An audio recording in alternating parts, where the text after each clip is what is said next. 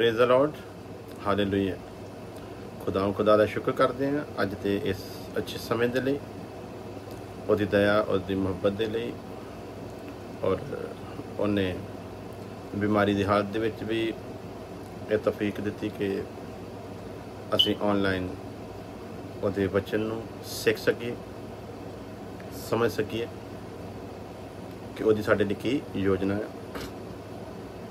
सो आओ असी वचन दे विचों एक लाइन पढ़ांगे, उस तो बाद विचार करांगे। हालेलुया। सो देखते हैं रोमियो का खत, रोमन चैप्टर 2 वर्स 11 तो कुछ आयतां असीं पढ़ांगे। परमेश्वर दे हजूर तां किसे दा पक्षपात नहीं हुंदा। परमेश्वर दे हजूर किसे दा पक्षपात नहीं हुंदा, क्योंकि जिन्नियां ने बिना शरा दे पाप कीते, जिन्नियां ने बिना शरा दे पाप कीते, बिना शरा दे नाश भी होणगे। अते जिन्नियां ने शरा दे हुंदियां सुंदियां पाप कीते, सो शरा दे अनुसार उन्हां दा न्याय होवेगा। इसलिए जो शरा दे सुनने वाले परमेश्वर दे भाणे धर्मी नहीं ठहरदे, पर शरा दे काम करने वाले धर्मी ठहराए जाणगे। जद पराइयां कौमां जिहड़ियां शराहीन हन अपने सुभाव तो शरा दे काम करदियां हन, तां शरा दे ना हुंदियां होइयां ਉਹ अपने आप ही शरा हन। शरा दे ना हुंदियां होइयां ਉਹ अपने आप विच आप ही शरा हन। क्योंकि ਉਹ परमेश्वर द्वारा दिते हुए विवेक के अनुसार की भला है की बुरा है ਇਹਦੇ बारे चंगी तरह जानते हैं। और इस करके कुछ भी जो गलत उन्होंने विचार आते हैं तो उस टाइम ही उन्होंने दबा लेंगे। सो शरा का काम अपने हिरदियां विच लिखिया होया विखालते हैं। शरा तो है नहीं गी, पर शरा के काम करके वो परमेश्वर की शरा नूं अपने हिरदियां उत्ते लिखिया होया विखालते हैं। नाले उन्हां दा विवेक उहदी साखी दिंदा है अते उन्हां दे ख्याल उन्हां नूं आपो विच दोषी अथवा निर्दोषी ठहराउंदे हैं। ख्याल, विवेक साखी दिंदा है, ख्याल उन्हां नूं दोषी ते निर्दोषी ठहराउंदे हैं।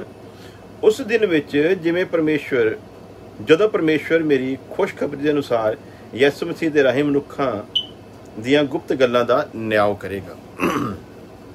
सो प्यारे अजीजो, जैसा कि तुसीं जानदे हो पिछले दिनां विच असीं अब्राहम के विषय उत्ते सीखते आ रहे हैं। और जदों भी असी विषय शुरू कोई करते हैं उहदे विच अक्सर हुंदा कि जदों खुदा कोई ऐसी गल साडे मन विच लिआउंदा जिहनूं असीं कलीसिया नाल शेयर करते हैं, और कलीसिया विच जदों उस गल दा चलन कुछ होर तरीके दे नाल पहलां तो चलदा आ रहा, और उहदे बारे च काफ़ी वड्डे वड्डे सेवकां ने भी ਉਹਦੇ ਉੱਤੇ प्रचार किया हुंदा है। ਵੱਡੇ सेवकों का मतलब खुदा च ਵੱਡਾ छोटा कोई नहीं, मतलब जिन्हां दे तजर्बे ਦੇ ਵਿੱਚ ਵੱਡੇ, मतलब कहण ਦਾ ਭਾਵ भी लंबे समय ਤੋਂ ਜਿਹੜੇ सेवक ਕਰਦੇ आ रहे, ਸਾਡੇ ਨਾਲੋਂ ਵੱਧ ਉਹਨਾਂ ਨੇ ਮਿਹਨਤ ਕੀਤੀ, ਸਾਡੇ ਨਾਲ ਵੱਧ ਉਹਨਾਂ ਨੇ ਵਚਨ ਨੂੰ ਪੜ੍ਹਿਆ, ਸਾਡੇ ਨਾਲ ਵੱਧ ਉਹਨਾਂ ਨੂੰ ਪ੍ਰਭੂ ਦੇ ਨਾਲ ਚੱਲਣ ਦਾ ਮੌਕਾ ਮਿਲਾ, ਸਾਡੇ ਨਾਲੋਂ ਵਧੀਆ ਜ਼ਿੰਦਗੀ ਉਹ ਪ੍ਰਭੂ ਦੇ ਨਾਲ ਜੀਏ। ਮੈਂ ਉਹਨਾਂ ਨੂੰ ਵੱਡਾ ਕਹਿੰਦਾ। ਸੋ ਕਈ ਵਾਰੀ ਸਾਡੇ ਸ਼ਬਦਾਂ ਉੱਤੇ ਵਿਵਾਦ ਖੜੇ ਹੋ ਜਾਂਦੇ ਆ। सो जो असीं फिर अगले को पुछ लईए तुहाडे इस शब्द का की मतलब सीगा, तो फिर वो गल क्लीयर हो जाती। सो मेरी नज़र च वड्डा वो है। हालेलुया। सो असीं देखते हैं खुदा दे वचन चों कि असीं अब्राहम के विषय के उत्ते गल सीख रहे सीगे। और जो असीं वचन पढ़ते हैं, जो असीं वचन पेश करते हैं, सो साडे अपने मन दे विच भी कई तरह के सवाल आउंदे आ। उस तरह जे साडे मन दे विच आ सकते हैं तो सामने जिहड़े सुनने वाले आ उन्हां दे मन दे विच भी इहो जिहे विचारां दा आउणा सुभाविक आ। और ना मैं और ना कोई दूसरा सानू कदे भी इहो जी धारणा बना के नहीं बैठ जाना चाहिए कि नहीं जिहड़ा प्रकाशन मैं दस दिता बस उही अंत है, बल्कि विचार करने दे विच कोई हर्ज नहीं है। पर जे तुहाडा विवेक तुहाडे उत्ते साखी दिंदा कि जो तुसीं कह रहे हो सच है, तो फिर तुहानूं उहनूं बदलण की जरूरत नहीं, पर विचारां नूं सुनना, विचारां नूं समझना और उन्हां ते अमल करना कोई माड़ी गल नहीं है। तुहानूं याद होवेगा जदों असीं अंत दे दिनां दे निशानां दे उत्ते सीरीयल शुरू कीता सी, उहदे विच रेवलेशन दी बुक नूं लैके जदों असीं 12 अध्याय दे उत्ते सिक्ख्या सीगा, ते उहदे विच काफ़ी लोकां ने बहुत सारे सवाल कीते सी। कुछ सवाल ऐसे सन जिहड़े कदे मेरे जेहन दे विच नहीं सी आए, और जदों उन्हां ने वो सवाल मेरे अगे रखे तो मैं उस पोस्ट नूं पब्लिकली हटा दिता सी, लेकिन उन्होंने मैं अपने पर्सनल दे विच रखिया होया अजे भी, और उहदे उत्ते मैं अज तक स्टडी कर रहा। क्यों? क्योंकि उहदे विच जिहड़े सवाल सी उन्हां दा मेरे कोल जवाब नहीं सी, ते जदों जवाब नहीं है तो फिर मैनूं उस गल नूं लोकां दे अगे रखण दा भी कोई हक नहीं है। लेकिन जिहड़े सवाल फिर मैं कीते सीगे उन्हां दा जवाब भी सामने वाले है नहीं सी, लेकिन इहदे बावजूद कि वो मेरे सवालों का जवाब नहीं दे सके, मैं अड़िया नहीं, बल्कि मैं उस चीज़ के उत्ते अज तक भी तैयारी कर रहा। और जदों प्रभु उन्होंने सवालों का मैनू क्लीयर कट जवाब देगा जिन्होंने मैं बाइबल के विचों सिद्ध कर सकां, तो फिर मैं उन्होंने पब्लिकली फिर उस पोस्ट में लैके आवांगा पब्लिक के सामने। और अगर खुदा मैनू दसेगा कि नहीं वो जिहड़े पॉइंट उन्होंने चुके थे वो वचन अनुसार ठीक है, तो फिर वो मेरी गलती होगी कि मैं उस चीज़ को कलीसिया के नाल शेयर करा। सो आओ असीं देखते हैं। सब तो पहली लाइन पढ़ी है, परमेश्वर के हजूर किसी का पक्षपात नहीं हुंदा। एक गल तो असीं पक्की मान लीए, कोई होवे कोई भी। पिछले दिनों एक भाई ने मेरे नाल गल कीती सी, कहंदे लो जी तुसीं ते अब्राहम दे विच ही गलतियां कढ दित्तियां सीगियां, ते कहंदा भी तुसीं अपने आप नूं देखो ते अब्राहम नूं देखो। अगला परमेश्वर के हजूर आ, अगले दे नूं परमेश्वर ने इन्नी इज्जत बख्शी है कि जिहड़ी पैराडाइज है जिन्हों फिरदौस कहा जाता है, अब्राहम नूं उस फिरदौस का दर्जा दिता गया है, और जिन्ने भी धर्मी जन परमेश्वर च सौ जाते हैं वो अब्राहम की गोद च जाके विश्राम करते हैं। सो इसलिए तुसीं कल दे पैदा होए तुसीं अब्राहम वर्गे बंदे दीयां गलतियां कढदे हो, अब्राहम वर्गे बंदे ते उंगली चकदे हो, तुहाडा ते कहंदे रहना कख नहीं। सो मैं उन्होंने कहा सी, भाई जी एक गल चेते रखो, जे ते अब्राहम दीयां गलतियां मैं कढां तो सचमुच मैं सज़ा का भागी हाँ और मैनू सज़ा मिलनी बनती है, और मैं कलीसिया का भी गुनाहगार हाँ अगर मैं अब्राहम दे विच अपनी अकल अपनी समझ दे नाल गलतियां कढां। पर जे वचन जिहड़ा खुदा ने दिता है, जे उहदे विच अब्राहम दीयां गलतियां परमेश्वर दे आत्मा दे द्वारा सारी लिखत है, और जे उन्हां गलतियां नूं परमेश्वर दे आत्मा दे द्वारा नबियां रसूलां कोलों लिखवाया गया है, तो फिर वो इसे लिए लिखवाया गया है कि उन्होंने असीं अज कलीसिया दे नाल शेयर करिए। तो जे तुसीं कहंदे हो भी ये गुनाह आ, अब्राहम दी गलती कढना गुनाह आ, तो फिर सानू वचन नूं सुणाउण दा कोई हक ही नहीं गा।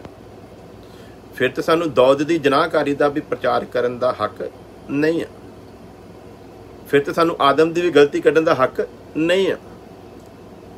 तो फिर सानू वचन काहदे लई दिता परमेश्वर ने? परमेश्वर ने इन्हां इंसानां दीयां गलतियां साडे अगे इसे लिए रखियां कि इन्हां दीयां गलतियां तो असीं एक सबक सीखीए।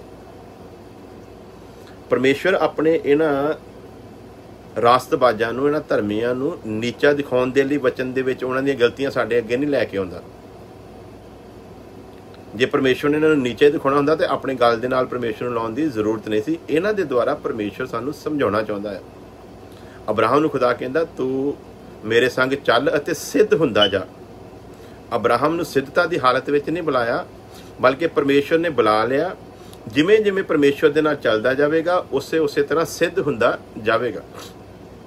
इत्थे भी सवाल आया सीगा भी अब्राहम नूं परमेश्वर ने इस हालत च बुलाया सी, ते कहंदे फिर दूजी गलती जिहड़ी सीगी जदों उहने दूसरी बारी झूठ बोलिया, परमेश्वर ने उदों उहनूं क्यों नहीं रोकिया? सो जानकार जिहड़े वचन नूं जानदे आ, खास करके जिहड़ा उत्ते असीं भी भरोसा रखदे कि इन्हां नूं वचन दा ज्ञान आ, जदों इहो जिहा कोई भाई गल करदा तो फिर कई बारी थोड़ा जिहा अफसोस भी हुंदा कि वचन अनुसार परमेश्वर ना तो किसी नूं पाप करन तो जबरदस्ती रोकदा है, ते ना किसी नूं धर्म दे राह ते जबरदस्ती चलाउंदा है। परमेश्वर अपनी व्यवस्था साडे मन दे विच लिआउंदा है। परमेश्वर अपने नियम साडे अगे रखदा है, और परमेश्वर ने जिहड़ी आज़ाद मर्जी सानू दित्ती है ਉਹਦੇ मुताबिक फैसला लैन का जिहड़ा ਉਹਨੇ ਸਾਨੂੰ अधिकार दिता है ਉਹਨੂੰ कदे ਉਹਨੇ खोया नहीं। वो अज भी उस तरह ही है। साडी मर्जी है। अज तक असीं धर्म गवाया, हुणे मेरा मन करे तो मैं पाप भी कर देवां तो परमेश्वर ने मैनूं रोकना नहीं। परमेश्वर मैनूं किसी भी कीमत ते रोकेगा नहीं। उस तरह अब्राहम नूं परमेश्वर नूं दूजी वार झूठ बोलण तो रोकण की जरूरत नहीं सी। अब्राहम ने देखना कि मैं बोलां कि ना बोलां। फिर साडे अगे सवाल आया कि अब्राहम की जो असीं गल करते हैं तो कहते भी जिस चीज़ नूं परमेश्वर ने छुपा के रखिया तो उन्होंने फिर सानू दसन का या उन्होंने खोलण का फिर सानू अधिकार नहीं है। जिन्होंने परमेश्वर ने छुपा लिया है उन्होंने सानू दसन का फिर कोई हक नहीं है। मैं बिल्कुल इस चीज़ के नाल सहमत है कि जिस चीज़ नूं परमेश्वर छुपा रहा है उन्होंने फिर सानू दसन का कोई हक नहीं है। और ये नाल नाल मैं एक वचन पढ़ के अगे वधांगा ताकि असीं उस गल नूं समझ सकीए।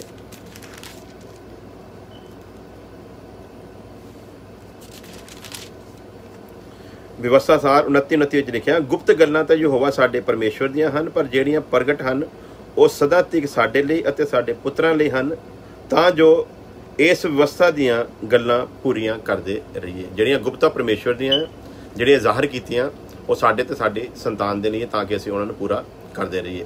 ਸੋ ਇੱਥੇ ਸਾਡੇ ਅੱਗੇ ਸਵਾਲ ਆਉਂਦਾ ਆ, ਅਬਰਾਹਮ ਦੀ ਮਾਫੀ ਦੇ ਬਾਰੇ 'ਚ ਵਚਨ 'ਚ ਨਹੀਂ ਲਿਖਿਆ ਗਿਆ। ਅਬਰਾਹਮ ਦੀ माफ़ी के बारे च वचन दे विच परमेश्वर के आत्मा के द्वारा नहीं लिखाया गया। एक चीज़ साढ़े अगे जी कि अब्राहम की माफ़ी के बारे नहीं लिखा गया। बिल्कुल क्लीयर गल है, नहीं लिखा गया। अब्राहम की माफ़ी के बारे नहीं लिखा गया। इनू असी व्यवस्था की उस आयत के मुताबिक समझांगे। परमेश्वर ने इनू गुप्त रखा, ये परमेश्वर की कोई अपनी मंशा आ तो जिहड़ी परमेश्वर ने अपने मन के गल नूं रखिया, जिहड़ी माफ़ी ने उन्हें ज़ाहर नहीं किया, ਉਹਨੂੰ ਸਾਨੂੰ भी ਉਹਦੇ बारे ज़्यादा विचार करने की जरूरत नहीं है कि अब्राहम की माफ़ी के बारे लिखा क्यों नहीं गया, क्योंकि ये गल गुप्त है। अब्राहम की माफ़ी की गल वचन दे विच गुप्त है।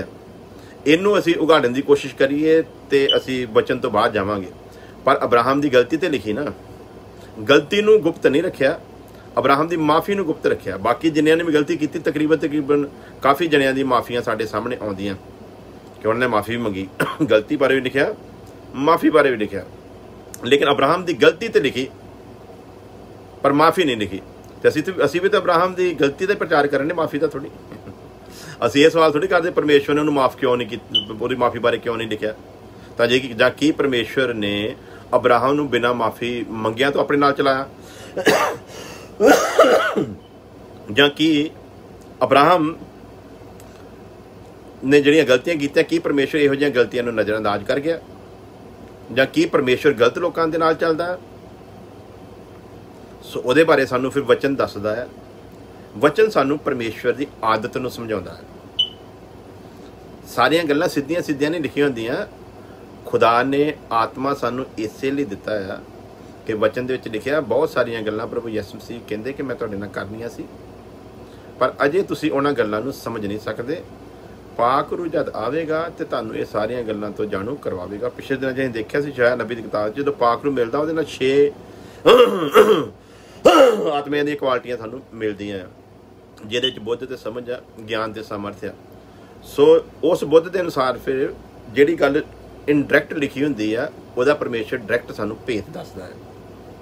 सो अब्राहम की माफ़ी बारे लफज नहीं आया, अब्राहम की माफ़ी बारे लिखिया नहीं गया कि जदों उन्हें पहले झूठ बोलिया उदों उन्हें की माफ़ी मंगी खुदा दे कोलों, जां फिर उन्हें दूजी बारी जदों झूठ बोलिया की खुदा कोलों उन्हें माफ़ी मंगी।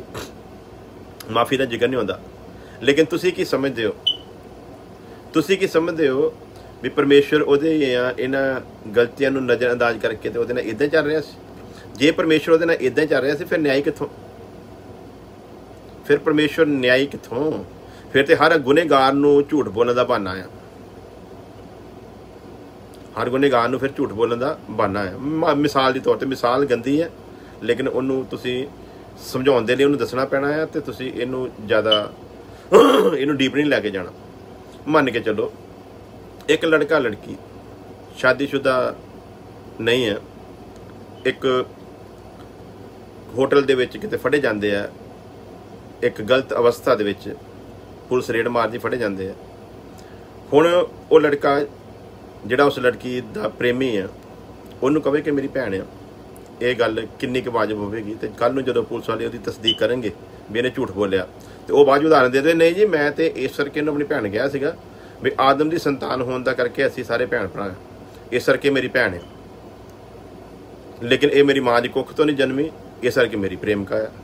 ਸੋ ਪਿਆਰੇ ਜੀ, ਜੋ ਰੱਬ ਨੇ ਅਕਲ ਵੀ ਤੇ ਦਿੱਤੀ ਨਾ, ਸਾਨੂੰ ਸਮਝ ਵੀ ਤੇ ਦਿੱਤੀ ਨਾ, ਕਿਸੇ ਗੱਲ ਨੂੰ ਸਮਝਣ ਦੀ ਰੱਬ ਨੇ ਸਾਨੂੰ ਸਮਝ ਦਿੱਤੀ ਹੈ, ਤੇ ਉਸ ਸਮਝ ਦੇ ਮੁਤਾਬਕ ਅਸੀਂ ਸਮਝਣਾ ਕਿ ਪਰਮੇਸ਼ਵਰ ਨੇ ਅਗਰ ਅਬਰਾਹਮ ਦੀ ਮਾਫੀ ਨੂੰ ਨਹੀਂ ਲਿਖਿਆ ਤੇ ਠੀਕ ਹੈ, ਅਸੀਂ ਉਹਦੇ ਉੱਤੇ ਕੋਈ ਵਿਚਾਰ ਨਹੀਂ ਕਰਦੇ ਵੀ ਪਰਮੇਸ਼ਵਰ ਨੇ ਕਿਉਂ ਨਹੀਂ ਲਿਖਿਆ। ਪਰਮੇਸ਼ਵਰ ਹਰੇਕ ਗੁਪਤ ਗੱਲ ਨੂੰ ਦੱਸੇਗਾ, ਸਾਨੂੰ ਦੱਸੇਗਾ ਕਿ ਇਹ ਕਿਉਂ ਨਹੀਂ ਲਿਖਿਆ ਗਿਆ। ਬੜੀਆਂ ਸਾਰੀਆਂ ਗੱਲਾਂ ਲਿਖਿਆ, ਬਹੁਤ ਕੁਝ ਲਿਖਣਾ ਸੀਗਾ, ਪਰ ਜੇ ਲਿਖਿਆ ਜਾਂਦਾ ਤਾਂ ਏਡਾ ਵੱਡੀ ਕਿਤਾਬ ਬਣ ਜਾਂਦੀ ਵੀ ਜਿਹੜਾ ਕੋਈ ਹਿਸਾਬ ਨਾ ਹੁੰਦਾ। ਸੋ ਸਾਰੀਆਂ ਗੱਲਾਂ ਖੋਲ ਕੇ ਨਹੀਂ ਲਿਖੀਆਂ। ਤਾਂ ਦੇਖਦੇ ਹਾਂ, ਸਵਾਲ ਆਇਆ ਕਿ ਜਿਹਨੇ ਵੀ ਗਲਤੀ ਕੀਤੀ ਉਹਨੇ ਮਾਫੀ ਮੰਗੀ ਹੈ, ਤੇ ਹੁਣ ਅਸੀਂ ਦੇਖਦੇ ਹਾਂ ਵੀ ਕੀ ਆਦਮ ਨੇ ਮਾਫੀ ਮੰਗੀ ਸੀ। ਆਦਮ ਨੇ ਮਾਫੀ ਨਹੀਂ ਮੰਗੀ, ਬਲਕਿ ਉਹਨੇ ਕਿਹਾ ਆਹ ਜਿਹੜੀ ਔਰਤ ਤੂੰ ਮੈਨੂੰ ਦਿੱਤੀ ਨਾ, ਗਲਤੀ ਤੇ ਜਿੱਥੇ ਕੀਤੀ, ਗੁਨਾਹ ਤੇ ਜਿੱਥੇ ਕੀਤਾ ਹੀ ਹੈ। ਉਲਟਾ ਗੁਨਾਹ ਨੂੰ ਛੁਪਾਉਣ ਦਾ ਵੀ ਯਤਨ ਕਰ ਰਿਹਾ, ਤਾਂ ਆਪਣੀ ਗਲਤੀ ਨੂੰ ਮੰਨਣ ਲਈ ਵੀ ਤਿਆਰ ਨਹੀਂ। ਕਹਿੰਦਾ ਜਿਹੜੀ ਤੂੰ ਮੈਨੂੰ ਬੁੱਢੀ ਦਿੱਤੀ ਸੀ ਨਾ, ਇਹ ਹੀ ਹੈ, ਇਹਦੀ ਵਜ੍ਹਾ ਕਰਕੇ ਸਾਰਾ ਕੁਝ ਹੋਇਆ। ਉਹ ਵੀ ਕਹਿੰਦੀ ਮੈਂ ਕੁਝ ਨਹੀਂ ਕੀਤਾ, ਆਹ ਸੱਪ ਨੇ ਮੈਨੂੰ ਭਰਮਾਇਆ ਤੇ ਮੈਂ ਕੀਤਾ। ਖੁਦਾ ਨੇ ਬਾਗੇ ਆਦਮ ਚੋਣਾਂ ਨੂੰ ਬਾਹਰ ਕੱਢ ਦਿੱਤਾ। ਮਾਫੀ ਦਾ ਸਾਡੇ ਸਾਹਮਣੇ ਜ਼ਿਕਰ ਨਹੀਂ ਹੁੰਦਾ। ਜਿਹੜਾ ਇੰਨੇ ਸਮੇਂ ਤੱਕ ਪਰਮੇਸ਼ਵਰ ਦੇ ਨਾਲ ਚੱਲਿਆ, ਉਸ ਆਦਮ ਨੂੰ ਇੰਨਾ ਅਹਿਸਾਸ ਨਹੀਂ ਸੀਗਾ ਕਿ ਮੈਂ ਮਾਫੀ ਮੰਗਣਾ ਪਰਮੇਸ਼ਵਰ ਕੋਲ, ਤੇ ਪਰਮੇਸ਼ਵਰ ਮਾਫ ਕਰਨ ਦੀ ਕੁਦਰਤ ਰੱਖਦਾ। ਅਗਲਾ ਸਵਾਲ, ਕਿ ਅਬਰਾਹਮ ਸਵਰਗ ਦੇ ਵਿੱਚ ਜਾਏਗਾ ਕਿ ਨਰਕ ਦੇ ਵਿੱਚ? ਅਬਰਾਹਮ ਸਵਰਗ ਦੇ ਵਿੱਚ ਮਿਲੂਗਾ ਜਾਂ ਆਦਮ ਸਵਰਗ ਦੇ ਵਿੱਚ ਮਿਲੂਗਾ ਜਾਂ ਨਰਕ ਦੇ ਵਿੱਚ? ਆਉਣ ਵਾਲੇ ਸਮੇਂ 'ਚ ਇਸ ਚੀਜ਼ ਦੇ ਉੱਤੇ ਵੀ ਪਰਦਾ ਚੱਕਾਂਗੇ। ਅੱਗੇ ਚੱਲਦੇ ਹਾਂ। ਨੂਹਾਂ ਨੂੰ ਪਰਮੇਸ਼ਵਰ ਨੇ ਧਰਮੀ ਹੋਣ ਦੇ ਉੱਤੇ ਉਹਦੀ ਮੋਹਰ ਲਾਈ, ਸਾਰੀ ਦੁਨੀਆ ਨੂੰ ਨਾਸ਼ ਕੀਤਾ, ਨੂਹਾਂ ਨੂੰ ਬਚਾ ਲਿਆ। ਨੂਹਾਂ ਜਨਾਬ ਹੁਣੀ ਨਸ਼ੇ 'ਚ ਟੱਲੀ ਹੋ ਕੇ ਤੇ ਪੂਰੀ ਅਵਸਥਾ ਦੇ ਵਿੱਚ ਨੰਗਾ ਹੋ ਕੇ ਪਿਆ ਆ, ਉਹਨੂੰ ਪਤਾ ਹੀ ਨਹੀਂ। ਅਜੇ ਤਾਂ ਸ਼ੁਕਰਾਂ ਦੇ ਬੱਚਿਆਂ ਨੇ ਦੇਖਿਆ, ਉਹਦੀਆਂ ਨੌਵਾਂ ਵੀ ਦੇ ਸਕਦੀਆਂ ਸੀਗੀਆਂ, ਤੇ ਉਲਟਾ ਆਪਣੀ ਗਲਤੀ ਮੰਨਣ ਦੀ ਜਗ੍ਹਾ ਦੇ ਉੱਤੇ ਆਪਣੇ ਬੱਚੇ ਦੇ ਖਾਨਦਾਨ ਨੂੰ, ਆਉਣ ਵਾਲੇ ਵੰਸ਼ ਨੂੰ ਸ਼ਰਾਪ ਦੇ ਰਿਹਾ ਹੈ। ਔਰ ਉਸ ਤੋਂ ਬਾਅਦ ਵੀ ਉਹ ਪਰਮੇਸ਼ਵਰ ਦੇ ਨਾਲ ਚੱਲਦਾ ਰਿਹਾ। ਕਿ ਨੂਹਾਂ ਦੀ ਇਸ ਗੁਸਤਾਖੀ ਦੀ ਮਾਫੀ ਵਚਨ ਦੇ ਵਿੱਚ ਲਿਖੀ ਹੈ? ਨਹੀਂ ਲਿਖੀ। ਅੱਗੇ ਉਹਨੇ ਇਹ ਤੇ ਗੱਲ ਹੋ ਗਈ ਇਹਨਾਂ ਦੇ ਅੱਗੇ। ਇਸਹਾਕ ਨੇ ਵੀ ਇਹੋ ਗਲਤੀ ਦੁਹਰਾਈ।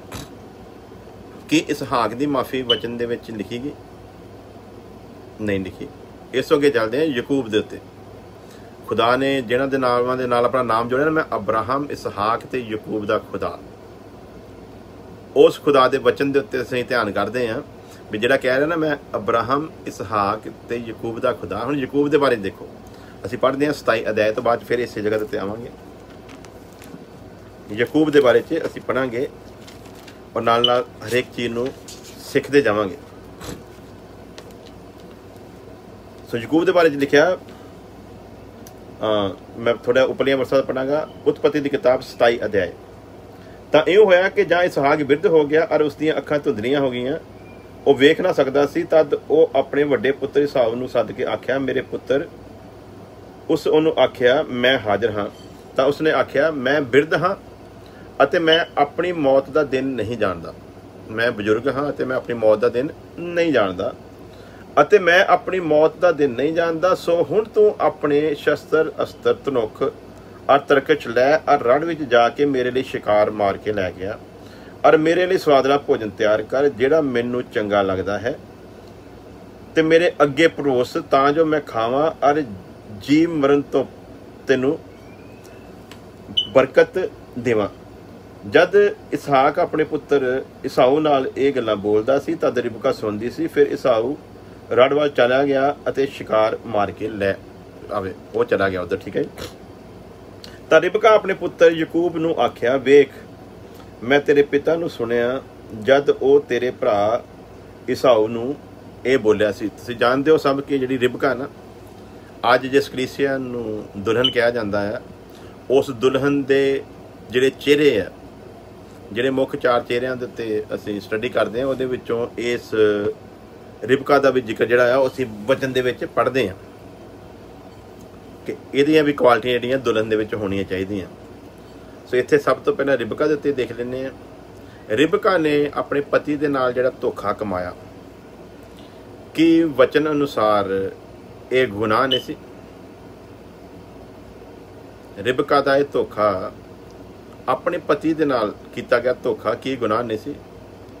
ਔਰ ਕੀ ਵਚਨ ਦੇ ਵਿੱਚ ਰਿਬਕਾ ਦੀ ਇਸ ਗਲਤੀ ਦੀ ਜਾਂ ਗੁਨਾਹ ਦੀ ਮਾਫੀ ਦੇ ਬਾਰੇ ਕੋਈ ਜ਼ਿਕਰ ਆਇਆ? ਬਿਲਕੁਲ ਵੀ ਜ਼ਿਕਰ ਨਹੀਂ ਆਇਆ। ਅੱਗੇ ਦੇਖਦੇ ਹਾਂ। ਤਾਂ ਰਿਬਕਾ ਆਪਣੇ ਪੁੱਤਰ ਯਾਕੂਬ ਨੂੰ ਆਖਿਆ, ਵੇਖ ਮੈਂ ਤੇਰੇ ਪਿਤਾ ਨੂੰ ਸੁਣਿਆ ਜਦ ਉਹ ਤੇਰੇ ਭਰਾ ਈਸਾਊ ਨਾਲ ਬੋਲਿਆ ਕਿ ਮੇਰੇ ਲਈ ਸ਼ਿਕਾਰ ਲੈ ਕੇ ਸਵਾਦਲਾ ਭੋਜਨ ਤਿਆਰ ਕਰ ਤਾਂ ਜੋ ਮੈਂ ਖਾਵਾਂ ਅਰ ਯਹੋਵਾ ਦੇ ਸਨਮੁਖ ਆਪਣੀ ਮੌਤ ਤੋਂ ਪਹਿਲਾਂ ਤੈਨੂੰ ਬਰਕਤ ਦਿਆਂ। ਹੁਣ ਗੱਲ ਆ ਗਈ ਹੈ, ਇਹ ਕੈਸੀ ਬਰਕਤ ਹੈ ਜਿਹੜੀ ਇਸਾਕ ਨੇ ਆਪਣੇ ਪੁੱਤਰ ਨੂੰ ਦੇਣੀ ਹੈ?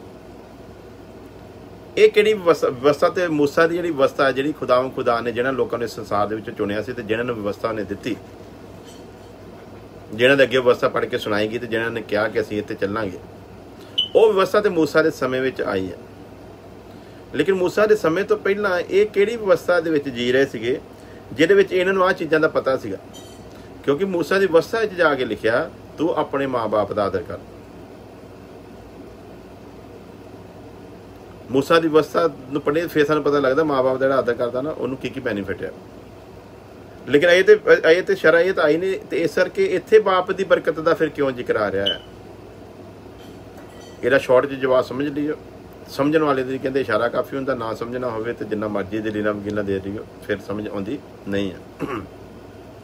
ਪਰਮੇਸ਼ਵਰ ਨੇ ਅਬਰਾਹਮ ਦੇ ਨਾਲ ਨੇਮ ਬੰਨਿਆ ਤੇ ਸੁਨਨਤ ਦੇ ਦੁਆਰਾ,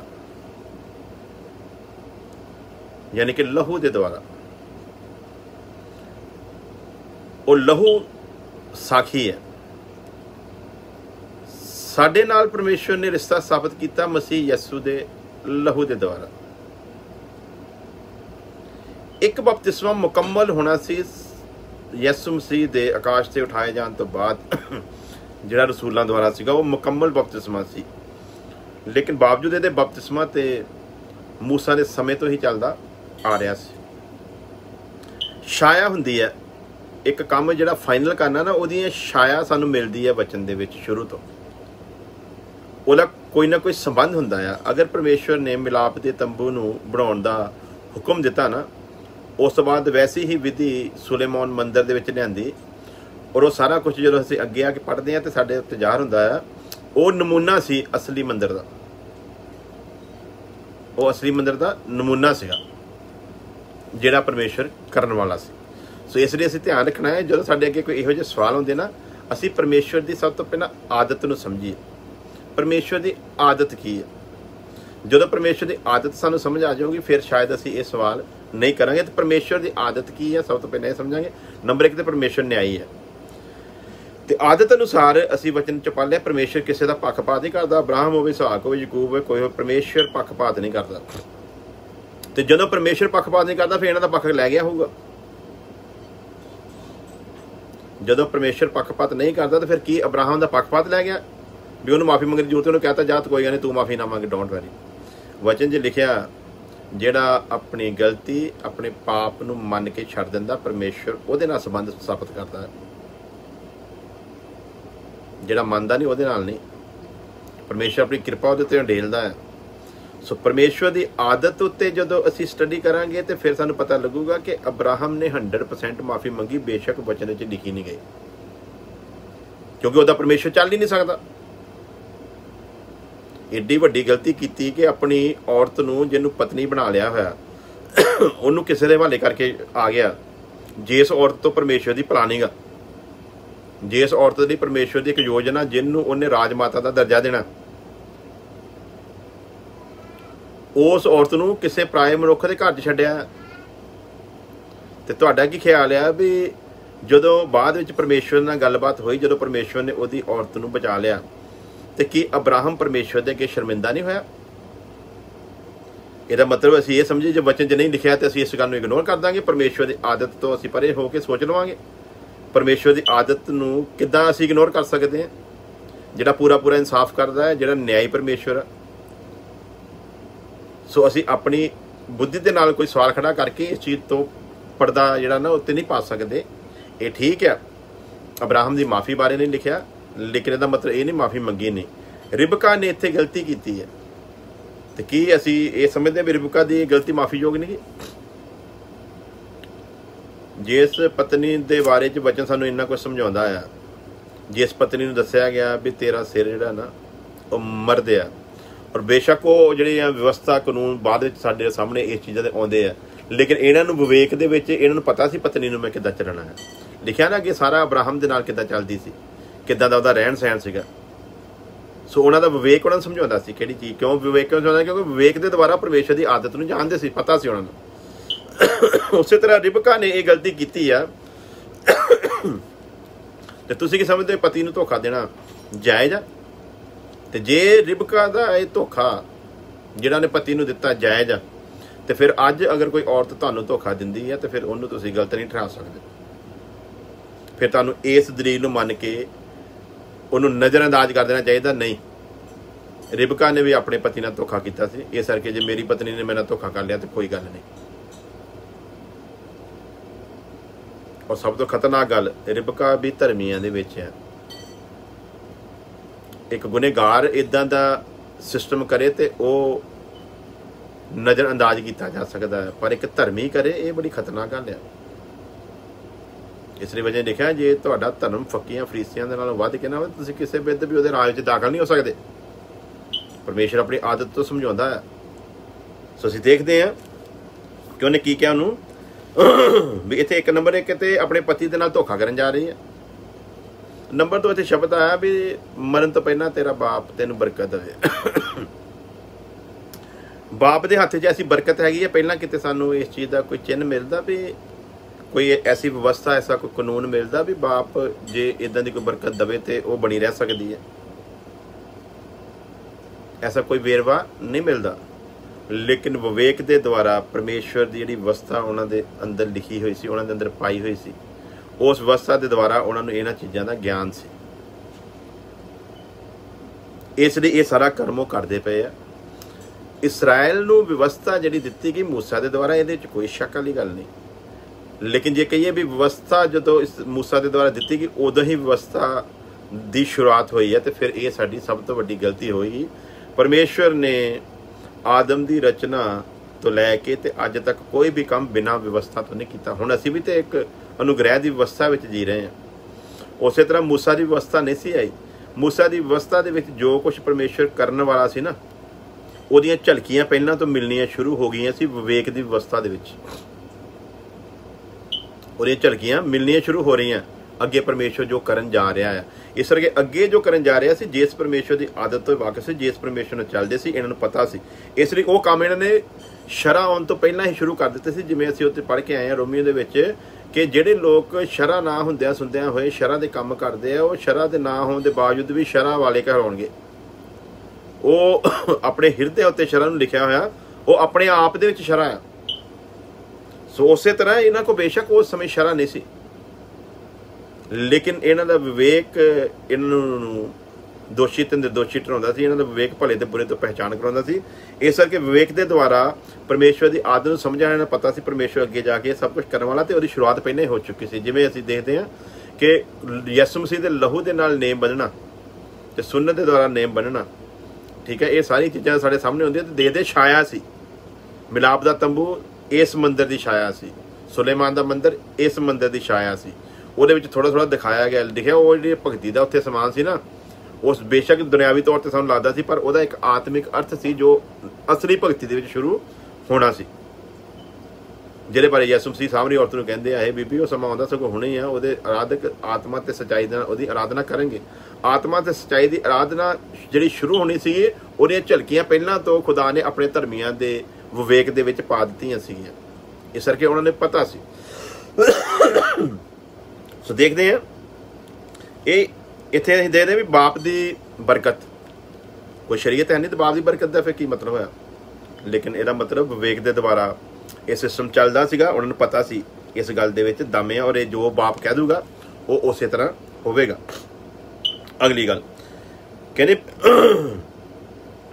हुण मेरे पुत्र मेरी गल सुन, जिवें मैं तैनूं हुक्म दिंदी हां, इज्जड़ विच जाके उत्थों मेरे लिए बकरी दे चंगे मेमणे लिया, तां जो मैं उन्हां तो स्वादला भोजन तेरे पिता लई जिहड़ा उहनूं चंगा लगदा है तैयार करां, अते अपने पिता कोल लै जा, तां जो खावे और अपनी मौत तो पहलां तैनूं बरकत देवे।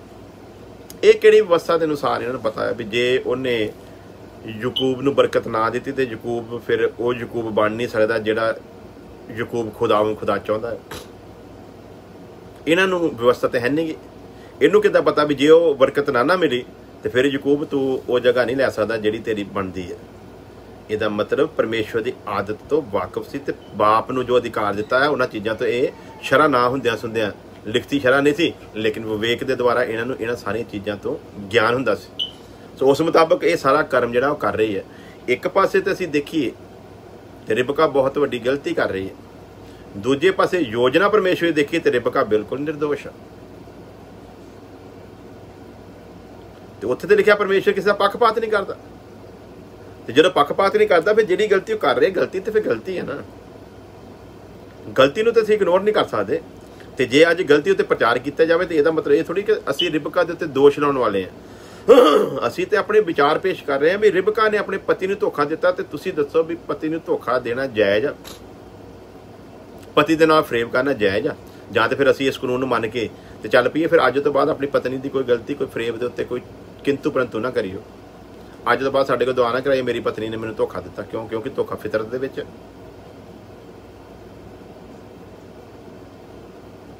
ਸੋ ਅੱਗੇ ਦੇਖਦੇ ਹਾਂ, ਅਤੇ ਆਪਣੇ ਪਿਤਾ ਕੋਲ ਲੈ ਜਾ ਤਾਂ ਜੋ ਉਹ ਖਾਵੇ ਔਰ ਆਪਣੀ ਮੌਤ ਤੋਂ ਪਹਿਲਾਂ ਤੈਨੂੰ ਬਰਕਤ ਦੇ। ਪਰ ਯਕੂਬ ਨੇ ਆਪਣੀ ਮਾਤਾ ਰਿਬਕਾ ਨੂੰ ਕਿਹਾ, ਵੇਖ ਮੇਰਾ ਭਰਾ ਈਸਾਊ ਚਤੌੜਾ ਮਨੁੱਖ ਹੈ ਔਰ ਮੈਂ ਰੋਮਹੀਣ ਮਨੁੱਖ ਹਾਂ। ਸ਼ਾਇਦ ਮੇਰਾ ਪਿਤਾ ਮੈਨੂੰ ਟੋਵੇ ਅਤੇ ਮੈਂ ਉਹਦੀਆਂ ਅੱਖਾਂ ਵਿੱਚ ਧੋਖੇਬਾਜ਼ ਹੋਵਾਂ ਤਾਂ ਮੈਂ ਆਪਣੇ ਉੱਤੇ ਬਰਕਤ ਨਹੀਂ ਪਰ ਸਰਾਪ ਲੈ। ਇਹਦਾ ਮਤਲਬ ਉਹਨੂੰ ਸਿੱਧਾ ਸਿੱਧਾ ਪਤਾ ਹੈ, ਜੇ ਮੈਂ ਪਿਤਾ ਦੇ ਕੋਲ ਗਿਆ, ਜੇ ਪਿਤਾ ਨੂੰ ਪਤਾ ਲੱਗ ਗਿਆ ਮੈਂ ਯਕੂਬ ਹਾਂ ਤੇ ਫਿਰ ਬਰਕਤ ਨਹੀਂ ਮਿਲਣੀ।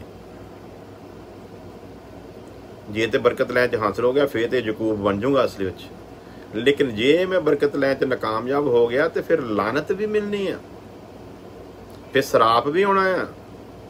ਇਹਨਾਂ ਚੀਜ਼ਾਂ ਤੋਂ ਜਾਣੂ ਆ ਵੀ ਜੇ ਬਾਪ ਦੀ ਬਰਕਤ ਠਹਿਰ ਸਕਦੀ ਫਿਰ ਸਰਾਪ ਵੀ ਠਹਿਰਨਾ ਕਿਹੜੀ ਵਿਵਸਥਾ 'ਚ ਲਿਖਿਆ ਸੀ ਦੱਸੋ। ਇਹਨਾਂ ਨੂੰ ਵਿਵੇਕ ਦੁਆਰਾ ਇਹਨਾਂ ਭਲੇ ਤੇ ਬੁਰੀਆਂ ਚੀਜ਼ਾਂ ਦਾ ਕੀ ਹੈ ਭਲਾ ਗਿਆਨ ਆ, ਤੇ ਗਿਆਨ ਹੋਣ ਦਾ ਕਰਕੇ ਇਹ ਸਾਰਾ ਕੰਮ ਕਰ ਰਹੇ ਆ। ਅੱਗੇ ਜਾ ਕੇ ਸਾਨੂੰ ਜਿਹੜੀ ਚੀਜ਼ਾਂ ਸਮਝ ਆਉਂਦੀਆਂ, ਜਦੋਂ ਡੀਪਲੀ ਜਾਵਾਂਗੇ ਉਦੋਂ ਸਾਨੂੰ ਪਤਾ ਲੱਗਦਾ ਯਕੂਬ ਨੇ ਕੋਈ ਧੋਖਾ ਨਹੀਂ ਸੀ ਕੀਤਾ। ਲੇਕਿਨ ਇਹਦੀ ਪੰਜਾਬੀ ਵਿੱਚ ਜਦੋਂ ਅਸੀਂ ਪੜ੍ਹਦੇ ਹਾਂ ਉਹਦੀ ਹੈਡਲਾਈਨ ਸਾਡੇ ਸਾਹਮਣੇ ਆਉਂਦੀ, ਯਕੂਬ ਦਾ ਧੋਖਾ। ਕੀ ਹੁੰਦਾ ਭਲਾ? ਯਕੂਬ ਦਾ ਧੋਖਾ। ਸਾਹਮਣੇ ਤੇ ਲਿਖਿਆ ਯਕੂਬ ਦਾ ਧੋਖਾ, ਔਰ ਸਰੀਰਕ ਲਿਹਾਜ਼ ਨਾਲ ਜਦੋਂ ਅਸੀਂ ਦੇਖਦੇ ਹਾਂ ਤੇ ਹੈਗਾ ਵੀ ਧੋਖਾ, ਲੇਕਿਨ ਜਦੋਂ ਆਤਮਿਕ ਰੀਤੀ ਦੇ ਨਾਲ ਦੇਖਦੇ ਹਾਂ ਤੇ ਫਿਰ ਕੋਈ ਧੋਖਾ ਨਹੀਂ ਹੈ। ਲੇਕਿਨ ਜੋ ਘਟਨਾਕ੍ਰਮ ਵਾਪਰਿਆ ਆ ਉਹਦੇ ਮੁਤਾਬਕ ਕੀ ਇਹਨਾਂ ਨੇ ਇਸ ਔਰਤ ਨੇ ਆਪਣੇ ਪਤੀ ਦੇ ਨਾਲ ਫਰੇਬ ਨਹੀਂ ਕੀਤਾ? ਜਿਹੜਾ ਘਟਨਾਕ੍ਰਮ ਵਾਪਰਿਆ ਆ ਉਹਦੇ ਵਿੱਚ ਕੀ ਯਕੂਬ ਨੇ ਆਪਣੇ ਬਾਪ ਦੇ ਨਾਲ ਧੋਖਾ ਨਹੀਂ ਕੀਤਾ? ਕੀ ਅਸੀਂ ਸਿਰਫ ਆਤਮਾ ਦੀ ਇੱਕ ਉਦਾਹਰਨ ਦੇ ਕੇ ਇਸ ਗੱਲ ਨੂੰ ਇਗਨੋਰ ਕਰ ਸਕਦੇ ਹਾਂ? ਜੇ ਯਕੂਬ ਨੇ ਧੋਖਾ ਨਹੀਂ ਕੀਤਾ ਤੇ ਉੱਥੇ ਆਪਣੇ ਬਾਪ ਨੂੰ ਜਾ ਕੇ ਦੱਸ ਦਿੰਦਾ, ਭਾਈ ਸਾਹਿਬ ਮੇਰੀ ਮਾਂ ਨੇ ਮੈਨੂੰ ਭੇਜਿਆ ਤਿਆਰ ਕਰਕੇ, ਔਰ ਮੈਂ ਇੱਕ ਧਰਮੀ ਇਨਸਾਨ ਹਾਂ, ਪਰਮੇਸ਼ਵਰ ਦੇ ਮੇਰੇ ਲਈ ਬਹੁਤ ਸਾਰੀਆਂ ਪਲਾਨਿੰਗਾਂ, ਔਰ ਤੂੰ ਮੇਰਾ ਬਾਪ ਇੱਕ ਨਬੀ ਆ, ਮੈਂ ਚਾਹੁੰਦਾ ਵੀ ਤੂੰ ਮੈਨੂੰ ਬਰਕਤ ਦੇਵੇ ਕਿਉਂਕਿ ਉਹ ਇਸ ਲਾਇਕ ਨਹੀਂਗਾ, ਤੇ ਮੈਂ ਤੇਰੇ ਨਾਲ ਕੋਈ ਧੋਖਾ ਫਰੇਬ ਨਹੀਂ ਕਰਨਾ, ਮੈਂ ਤੈਨੂੰ ਸਾਫ਼ ਸਾਫ਼ ਦੱਸ ਦਿੰਦਾ ਮੈਂ ਯਕੂਬ ਹਾਂ। ਇਹਦੀਆਂ ਬਾਕੀ ਸਾਰੀਆਂ ਗਲਤੀਆਂ ਦੇ ਉੱਤੇ, ਸਾਰੀ ਪਲਾਨਿੰਗ ਦੇ ਉੱਤੇ ਅਸੀਂ ਪਰਦਾ ਪਾ ਸਕਦੇ ਹਾਂ, ਕਿਉਂਕਿ ਇੱਕ ਯੋਜਨਾ ਦੇ ਤਹਿਤ ਸਭ ਕੁਝ ਚੱਲ ਰਿਹਾ ਹੈ। ਪਹਿਲਾਂ ਤੋਂ ਪਰਮੇਸ਼ਵਰ ਨੇ ਯਕੂਬ ਦੇ ਬਾਰੇ ਕੁਝ ਠਾਣ ਲਿਆ ਹੋਇਆ ਹੈ। ਅੱਗੇ ਜਾ ਕੇ ਸਾਨੂੰ ਬਚਨ 'ਚ ਮਿਲਦਾ ਵੀ ਪਰਮੇਸ਼ਵਰ ਦੀ ਆਦਤ ਅੱਗੇ ਜਾ ਕੇ ਸਮਝ ਵੀ ਆਉਂਦੀ ਹੈ, ਉਹਦੇ ਉੱਤੇ ਵੀ ਅਸੀਂ ਵਿਚਾਰ ਕਰਾਂਗੇ। ਇੱਥੇ ਦੇਖਦੇ ਹਾਂ ਅਸੀਂ ਕਿ ਯਕੂਬ ਨੇ ਜਿਹੜੀ ਸਭ ਤੋਂ ਵੱਡੀ ਇੱਕ ਗਲਤੀ ਕੀਤੀ ਆ, ਜਿਹੜੀ ਜਿੱਤੋਂ ਤੁਸੀਂ ਪਰੇ ਨਹੀਂ ਹੋ ਸਕਦੇ, ਉਹ ਗਲਤੀ ਕੀ ਆ? ਯਕੂਬ ਨੇ ਈਸਾਊ ਦੀ ਜਗ੍ਹਾ ਤੇ ਬਰਕਤ ਲਈ ਉਹਦੀ ਬਣਦੀ ਸੀ, ਕਿਉਂਕਿ ਈਸਾਊ ਜਿਹੜਾ ਸੀਗਾ ਆਪਣੇ ਵੱਡੇ ਹੋਣ ਦਾ ਅਧਿਕਾਰ ਦੇ ਚੁੱਕਾ ਸੀ, ਤੇ ਜਦੋਂ ਵੱਡੇ ਹੋਣ ਦਾ ਅਧਿਕਾਰ ਹੀ ਵੇਚ ਚੁੱਕਾ ਤੇ ਹੁਣ ਅਧਿਕਾਰ ਜਿਹੜਾ ਜਿਹਦੇ ਕੋਲ ਵੱਡੇ ਹੋਣ ਦਾ ਅਧਿਕਾਰ ਆ, ਬਰਕਤ ਤੇ ਉਹੀ ਲਊਗਾ ਨਾ। ਇਸ ਲਈ ਬਰਕਤ ਯਕੂਬ ਦੀ ਬਣਦੀ ਹੈ। ਇਸ ਮਸਲੇ ਵਿੱਚ ਜਾਓ ਤੇ ਯਕੂਬ ਨੇ ਕੋਈ ਧੋਖਾ ਨਹੀਂ ਕੀਤਾ। कोई फरेब नहीं किया, वो बनती है। मां काली सहमत हुई पति के खिलाफ लेकिन मां की सोच जाए उत्थे साडे को काफ़ी रेफरेंस मिल जाएंगे मां के हक दे विच भी, ये कोई दो राय नहीं है। लेकिन याकूब की एक वड्डी गलती जी साडे सामने आउंदी ये है, जदों उन्हें पूछा तू कौन आ, तू कौन आ, तो उन्हें जवाब दिता मैं तुहाडा वड्डा पुत्र ईसाऊ हाँ। कि ये झूठ नहीं? कि ये झूठ नहीं? मैं फिर रिपीट करदा, वचन जो पढ़ के दसांगा ताकि तुहानूं लगे, क्योंकि कई बार लोग मैंने कह देंगे भी तुसीं एक्सप्लेन ज़्यादा करते हैं पर उहदे लई तुहाडे कोल रैफरेंस घट हुंदे आ। 19 आयत 27 दी 19, तू कौन है मेरे पुत्र? याकूब ने अपने पिता नूं आख्या मैं ईसाऊ तेरा पड़ोठा पुत्र हाँ, मैं ईसाऊ तेरा पड़ोठा पुत्र हाँ। हुण असीं इहनूं भी फेरना होवे तां असीं इस तरीके नाल फेर सकदे हां भी ईसाऊ अपने वड्डे होण दा हक दे चुका सी। ईसाऊ वड्डे होण दा हक दिता सी, ईसाऊ ने अपना नाम थोड़ी दे दिता सी इहनूं। ईसाऊ ने अपने वड्डे होण दे अधिकार, जो अधिकार बनदे जिवें हुण जिहड़ी बरकत आ वड्डे पुत्र नूं मिलनी है वो सूरन तौर दे उत्ते ईसाऊ दी बनदी भी नहीं, क्योंकि उन्हें वेच दिता होया, इस करके याकूब दी ही बनदी है। लेकिन बाप नूं जाके कहंदा मैं तेरा वड्डा पुत्र ईसाऊ हाँ। चलो तेरी बरकत बनती है, तू जाके कह ना भी तू उन्होंने डर से समान लैन किद्दां भेजिया, तेन पता नहीं वो मैनू वेच चुका, मेरे सामने बिठा, उन्होंने मेरे सामने बिठा गल कर, वो सिद्ध करे वो अपनी थां तो मुकरिया आ, उन्हें वड्डे होण दा अधिकार मैनूं दिता सीगा, हुण उहदे सामने खड़े करके मैनूं बरकत दे। सो इहदे उत्ते असीं विवाद करना भी जिन्ना मर्जी करिए, लेकिन समझण दी जे समझना तो थोड़े थोड़े हिंट ही काफ़ी होंदे हैं। और असीं फिर कह देवांगे भी नहीं जे ईसाऊ इसहाक इदां करदा तो दोनों भरा आपस में लड़ सकते सी, मर सकते भी, ये सोचता है वो हो सकता। पर गल हैगी है भी जे इन्नियां कोई चीज़ां देख के तो फिर एक जिहड़ा फ्रेम सामने आउंदा आ उहनूं असीं नज़रअंदाज करके अगे नहीं निकल सकते। इसलिए अब्राहम साडे लई बहुत एक खास एक मुकाम है, साडे लई अब्राहम एक बहुत वड्डा एक निशाना है। अब्राहम नूं खुदा ने बहुत उच्चे स्थान ते रखिया है। अब्राहम की जुत्ती के बराबर भी नहीं असी जे असी अपने जीवन वो तुलना करिए, पर यह अनुग्रह है कि उन्हें अनुग्रह के द्वारा जो बनाया ना साडा रुतबा उन्हें उच्चा रखा है। उदा अब्राहम के बराबर असी कुछ भी नहीं अजे तक जिंदगी कर सके, जो कर गया असी ऐसा कुछ भी कर नहीं सके। इसलिए असी इन्हां वचनों के द्वारा अब्राहम नूं गिराउने, नीचा दिखाने, थल्ले दे थां ते नहीं लैके आउंदे, बल्कि असी दसदे हैं वो कुछ जो आत्मा के द्वारा लिखाया गया। परमेश्वर ने सब कुछ क्यों लिखाया, वो पिछे की योजना की है। अब्राहम की माफ़ी नूं छपाया परमेश्वर की योजना मान लेने नहीं लिखा, वो पिछे कोई कारण हो सकता है, लेकिन वो गलती नूं तो लिखा ना। तो जे गलती नूं लिखा तो गलती नूं गलती दसना कुछ गलत नहीं है। तो फिर उत्थे आ जांदा सीगा भी उन्होंने ये व्यवस्था का कितों पता लगा भी जिहड़ा उन्हें कहा भी ये मेरी बाप की बेटी है पर मेरी माँ की कुखों नहीं पैदा हुई। तो ये तो काम शुरू होया शरीयत में जाके। तो अब्राहम नूं किद्दां पता लग गया भी एक माँ प्यो तो पैदा होई नाल नहीं ब्याह किया जा सकता, तो जे फर्क है फिर किया जा सकता। अब्राहम नूं किद्दां पता लग गया? ਇਹਦਾ मतलब शरीयत का युग शुरू होना सी, पर उस तो पहला उस खुदा ने जिन्हें शरीयत देनी सी अपने रास्तबाजां दे विवेक दे विच इन्हां गल्लां नूं पहलां तो फिट कर दिता सी। इसलिए वो उस अनुसार ही चलदे सी जिहड़ा परमेश्वर की सोच दे विच सी। इसलिए अब्राहम उन्होंने इन्हां चीज़ों का ज्ञान है। तो जो अब्राहम उन्होंने इन्हां चीज़ों का ज्ञान है, फिर अब्राहम नूं पता होना चाहिए जो पत्नी हो गई है हुण भैन भरा वाला रिश्ता खत्म हो गया। जो एक दूजे का नंगेज देख लिया हुण भैन भरा वाला रिश्ता खत्म हो गया है। पर बावजूद ये इन्हें वो सब कुछ किया, और सानूं ये भी पता है यदि गलती की बहुत वड्डी सज़ा आ सकती सी अगर परमेश्वर विच आके बचाव ना करता। जे परमेश्वर विच ना होंदा तो ये तो बड़े मौजां दे नाल चरण दिया ही भेडां बकरियां बाहर जाके, ये सोच भी नहीं सकता सी सारा भ्रष्ट हो सकती। वो विच आ गया परमेश्वर तो वो इज्जत जिहड़ी सी बच गई, सारा कलंकत होने तो बची। सो प्यारे अजीजो, असीं अज ये समझा है भी परमेश्वर दे वचन अनुसार नंबर 1 तो पक्षपात नहीं करता, नंबर 2 वो आदत नूं सानूं चंगी तरह पता है। तो जो आदत पता है तो फिर ये पक्की गल है भी कोई गलती करे कोई गुनाह करे माफ़ी मंगे तो बिना परमेश्वर के नाल चल सकता नहीं है। इसलिए असी इस चीज़ नूं दो रायां विच कदी लिजा नहीं सकते, तो इक्को राय सहमत करनी पऊगी। बेशक नहीं लिखिया पर परमेश्वर की आदत में जो असीं देखते हैं फिर 100% अब्राहम ने अपनी गलती नूं परमेश्वर अगे मन्निया होगा, तां ही परमेश्वर अगे चलिया होगा। अदरवाइज परमेश्वर उहदे नाल चल सकदा ही नहीं। तो जे परमेश्वर चलदा फिर परमेश्वर न्यायी नहीं। तो फिर जिहड़े असीं वर्स पढ़े हैं भी पक्षपात है, फिर परमेश्वर पक्षपात करता है, फिर परमेश्वर न्यायी नहीं है।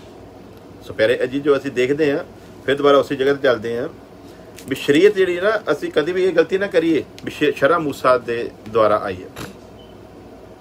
शरा का मतलब कानून तो बिना परमेश्वर कोई काम करता ही नहीं। आदम ने बनाया, बागे अदे रखिया, कहंदा इहदी राखी कर ते इहदे च काम कर। उत्थे दे रहन दे कायदे कानून नियम समझाए, किद्दां चलना समझाया, किहड़ी गलती करेगा तो तू मेरे तो बेमुख हो सकदा, सारियां गल्लां उन्हें उहदे कोल रखियां। जे वायदियां दे युग विच आया, विवेक दे युग विच आया, उहदे विच सारियां गल्लां अपने लोकां दे नाल उन्हें कीतियां, भावें विवेक द्वारा होवे। जे वायदियां दा युग है तो अब्राहम उन्होंने कीतियां। सो असी जिहड़ी शरीयत, दूजी गल शरीयत जिहड़ी सीगी वो तो इस संसार दे विचों अब्राहम नूं परमेश्वर ने चुनिया। अब्राहम दे नाल परमेश्वर ने वायदियां दी युग की शुरुआत करते हुए उहदे वंश दे नाल एक वायदा किया। उस वंश दे विच परमेश्वर शरीयत नूं लैके आया। लेकिन जदों परमेश्वर उस वंश दे नाल शरीयत नूं मनदा ते बाकी संसार दा ते उस शरीयत नाल कुछ लेना देना नहीं। बाकी दुनिया का मूसा की शरीयत के नाल कुछ लेना देना नहीं है। तो जो बाकी दुनिया नहीं, फिर बाकी दुनिया कितना चलती पई है। हिंदुआं नूं कितना पता भी भैन भरावां दी शादी नहीं करी, सिखां नूं कितना पता भैन भरावां शादी नहीं करी, मुसलमानां दियां भी रीतां इन्हां दे नाल मिलदियां जुलदियां क्यों आ? की वजह है? क्योंकि शरीयत तो उन्होंने पढ़ के सुनाई सी ना। तो शरीयत जिन्हां नूं दित्ती गई है ओह शरीयत दा गुनाह करनगे तो उन्हां दे लई सजा है, बाकियां तो इहदा मतलब ही कोई नहीं। तो फिर बाकी दुनिया कितना चलती सी? उत्थे सानूं ये समझ आउंदी है परमेश्वर कदी किसी का पक्षपात, रोमियो 11 अध्याय, क्योंकि जिन्नियां ने बिना शरा दे पाप किए सो बिना शरा दे नाश भी होणगे, और जिन्नियां ने शरा दे हुंदियां सुनदियां पाप किए सो शरा दे अनुसार उन्हां दा न्याय होऊगा। इसलिए जो शरा दे सुनने वाले नहीं परमेश्वर दे भाणे धर्मी नहीं ठुंदे, पर शरा दे काम करने वाले धर्मी ठहराए जाणगे।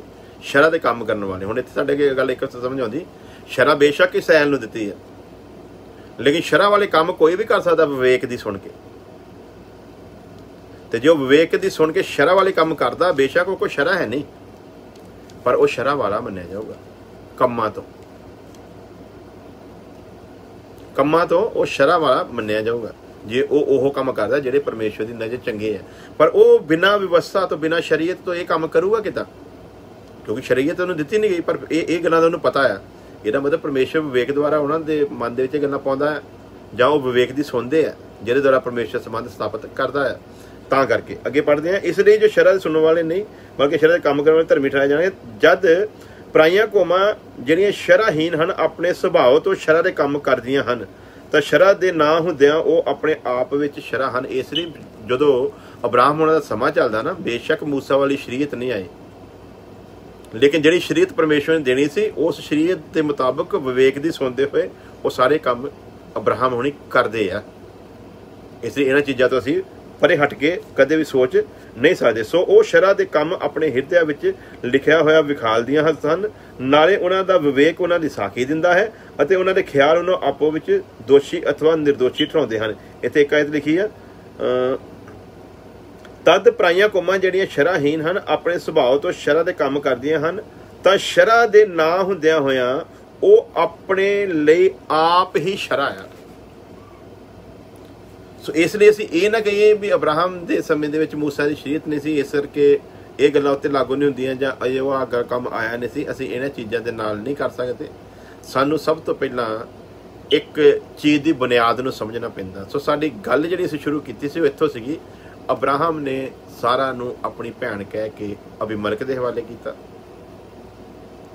सारा ने अपनी औरत नूं भैन करके मिस्र दे बादशाह दे हवाले कीता।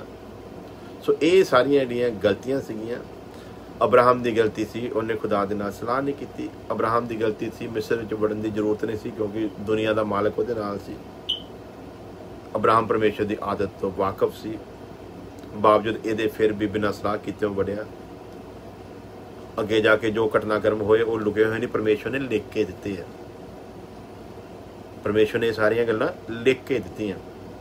माफ़ी नहीं लिख के दी, पर ਉਹਦੇ ਨਾਲ ਨਾਲ ਜਦੋਂ ਆਦਤ ਨੂੰ ਸਮਝਦੇ ਆ ਤੇ ਫਿਰ ਪਤਾ ਲੱਗਦਾ ਬਿਨਾਂ ਮਾफ़ी ਤੋਂ ਪਰਮੇਸ਼ਰ ਲੈ ਵੀ ਨਹੀਂ ਸਕਦਾ। ਬੇਸ਼ੱਕ ਲਿਖਿਆ ਨਹੀਂ ਗਿਆ, ਪਰ ਬਿਨਾਂ ਮਾफ़ी ਤੋਂ ਪਰਮੇਸ਼ਰ ਲੈ ਵੀ ਨਹੀਂ ਸਕਦਾ। ਹੁਣ ਸਾਡੇ ਅੱਗੇ ਸਵਾਲ ਆਉਂਦਾ, ਪਰਮੇਸ਼ਰ ਨਿਆਈ ਹੈ, ਪਰਮੇਸ਼ਰ ਨਿਆਈ ਹੈ, ਤੇ ਇਹੀ ਪਰਮੇਸ਼ਰ ਅੱਗੇ ਨਿਊ ਟੈਸਟਮੈਂਟ ਜਾ ਕੇ ਲਿਖਦਾ ਆ, ਮੈਂ ਪਰਮੇਸ਼ਰ ਆਪਣੀ ਮਰਜ਼ੀ ਦਾ ਮਾਲਕ ਆ। ਤੇ ਕੀ ਪਰਮੇਸ਼ਰ ਡਿਕਟੇਟਰ ਹੈ? ਕਹਿੰਦਾ ਮੈਂ ਯਾਕੂਬ ਦੇ ਨਾਲ ਪਿਆਰ ਕੀਤਾ, ਈਸਾਊ ਦੇ ਨਾਲ ਵੈਰ ਕੀਤਾ।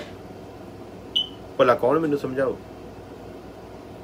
ਤੇ ਜੇ ਉਹ ਆਪਣੀ ਮਰਜ਼ੀ ਦਾ ਮਾਲਕ ਹੈ ਤਾਂ ਆਪਣੀ ਮਰਜ਼ੀ ਦੇ ਅਨੁਸਾਰ ਹੀ ਕਰਦਾ ਆ, ਤੇ ਜੇ ਉਹਨੇ ਯਾਕੂਬ ਦੇ ਨਾਲ ਪ੍ਰੇਮ ਤੇ ਈਸਾਊ ਨਾਲ ਵੈਰ ਕੀਤਾ, ਤੇ ਕੀ ਇੱਥੇ ਪਰਮੇਸ਼ਵਰ ਦਾ ਜਿਹੜਾ ਕਰੈਕਟਰ ਆ ਉਹਦੇ ਬਾਰੇ ਨਾਸਤਿਕ ਬੰਦੇ ਨੂੰ ਡਾਊਟ ਜਿਹਾ ਨਹੀਂ ਆ ਸਕਦਾ? ਲੇਕਿਨ ਉੱਥੇ ਵੀ ਪਰਮੇਸ਼ਵਰ ਨੂੰ ਤੁਸੀਂ ਗਲਤ ਨਹੀਂ ਠਹਿਰਾ ਸਕਦੇ, ਕਿਉਂਕਿ ਉਸ ਗੱਲ ਦਾ ਵੀ ਆਪਣਾ ਇੱਕ ਭੇਤ ਆ। ਉਸ ਗੱਲ ਦੇ ਦੁਆਰਾ ਪਰਮੇਸ਼ਵਰ ਆਪਣੀ ਇੱਕ ਆਦਤ ਨੂੰ ਸਮਝਾਉਂਦਾ ਆ ਵੀ ਮੈਂ ਆਪਣੀ ਮਰਜ਼ੀ ਨਾਲ ਕੰਮ ਕਰਦਾ, ਤੁਹਾਡੇ ਕਹਿਣ ਤੇ ਨਹੀਂ, ਤੇ ਨਾ ਮੈਨੂੰ ਕੋਈ ਇਨਸਾਨ ਸਲਾਹ ਦੇ ਸਕਦਾ ਹੈ। ਮੇਰੀ ਹੀ ਸਲਾਹ ਸਰਵ ਉੱਤਮ ਆ, ਕਿਉਂਕਿ ਮੈਂ ਧਰਮੀ ਹਾਂ ਤੇ ਮੈਂ ਸਾਰੇ ਕੰਮ ਧਰਮ ਦੇ ਨਾਲ ਹੀ ਕਰਦਾ ਹਾਂ। ਤੇ ਜੇ ਉਹਨੇ ਯਾਕੂਬ ਦੇ ਨਾਲ ਮੁਹੱਬਤ ਕੀਤੀ ਆ, ਉਹਦੇ ਵਿੱਚ ਉਹਦੀ ਇੱਕ ਪਲਾਨਿੰਗ ਹੈ। ਜੇ ਉਹਨੇ ਯਾਕੂਬ ਦੇ ਨਾਲ ਨਫ਼ਰਤ ਕੀਤੀ ਹੈ ਤੇ ਉਹਦੇ ਵਿੱਚ ਉਹਦੀ ਇੱਕ ਪਲਾਨਿੰਗ ਹੈ। ਨਫ਼ਰਤ ਨਹੀਂ ਕਹਿ ਸਕਦੇ, ਵੈਰ ਕਹਿੰਦਾ, ਪਰ ਇਹਨੂੰ ਜੋ ਮਰਜ਼ੀ ਤੁਸੀਂ ਸ਼ਬਦ ਕਹਿ ਦਿਓ, ਇਹ ਸਾਡਾ ਵਿਸ਼ਾ ਨਹੀਂ ਕਿ ਵੈਰ ਕੀਤਾ ਜਾਂ ਨਫ਼ਰਤ ਕੀਤੀ, ਜੋ ਵੀ ਹੈਗਾ। ਪਰ ਈਸਾਊ ਨੂੰ ਪੈਦਾ ਹੋਣ ਤੋਂ ਪਹਿਲਾਂ ਹੀ ਕਹਿ ਦਿੱਤਾ।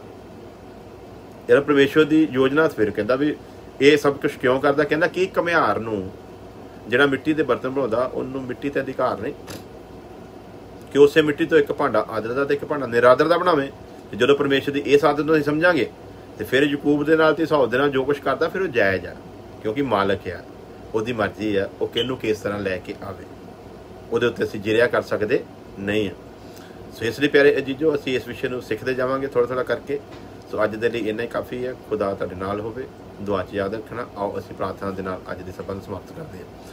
ਪਿਆਰੇ ਖੁਦਾ ਤੇਰਾ ਧੰਨਵਾਦ ਕਰਦੇ ਹਾਂ, ਤੇਰੀ ਦਇਆ ਤੇਰੀ ਮੁਹੱਬਤ ਦੇ ਵਾਸਤੇ, ਅੱਜ ਦੇ ਦਿਨ ਦੇ ਵਾਸਤੇ। ਤੁਸੀਂ ਇਸ ਲਾਇਕ ਬਣਾਇਆ ਖੁਦਾਵੰਦ ਕਿ ਬਿਮਾਰੀ ਦੇ ਹਾਲਤ ਵਿੱਚ ਵੀ ਤੇਰੇ ਬੱਚੇ ਨੂੰ ਸ਼ੇਅਰ ਕੀਤਾ ਜਾਵੇ। ਜਿੰਨੇ ਲੋਕਾਂ ਨੇ ਸੁਣਿਆ ਸਭਨਾਂ ਉੱਤੇ ਤੇਰੀ ਵੱਡੀ ਰਹਿਮਤ ਚਾਹੁੰਦੇ ਹਾਂ। ਜਿੰਨੇ ਹੋਰ ਵੀ ਸੁਣਨ, ਸਭਨਾਂ ਨੂੰ ਬੱਚੇ ਨੂੰ ਸਮਝਣ ਦੀ ਤੌਫੀਕ ਦੇਈ ਖੁਦਾਵੰਦਾ, ਔਰ ਤੇਰੇ ਨਾਮ ਨੂੰ ਇੱਜ਼ਤ ਮਹਿਮਤ ਜਲਾਲ ਮਿਲੇ। ਸਾਡੀ ਪ੍ਰਾਰਥਨਾ ਸੁਣੋ, ਕਬੂਲ ਕਰੋ, ਮਸੀਹ ਯਿਸੂ ਦੇ ਨਾਮ ਦੇ ਵਿੱਚ, ਆਮੀਨ। ਹੁਣ ਸਾਡੇ ਖੁਦਾ ਯਿਸੂ ਮਸੀਹ ਦਾ ਫਜ਼ਲ, ਖੁਦਾ ਬਾਪ ਦੀ ਮੁਹੱਬਤ, ਪਾਕ ਰੂਹ ਦੀ ਸੰਗਤ ਹੁਣ ਤੋਂ ਲੈ ਕੇ ਹਮੇਸ਼ਾ ਤੱਕ ਉਹਦੇ ਤਮਾਮ ਲੋਕਾਂ ਦੇ ਨਾਲ ਬਣੀ ਰਹੇ, ਆਮੀਨ ਆਮੀਨ। ਖੁਦਾ ਤੁਹਾਨੂੰ ਸਾਰਿਆਂ ਨੂੰ ਬਰਕਤ ਦੇਵੇ। ਸਭ ਨੂੰ ਮੇਰੇ ਵੱਲੋਂ ਜੈ ਮਸੀਹ।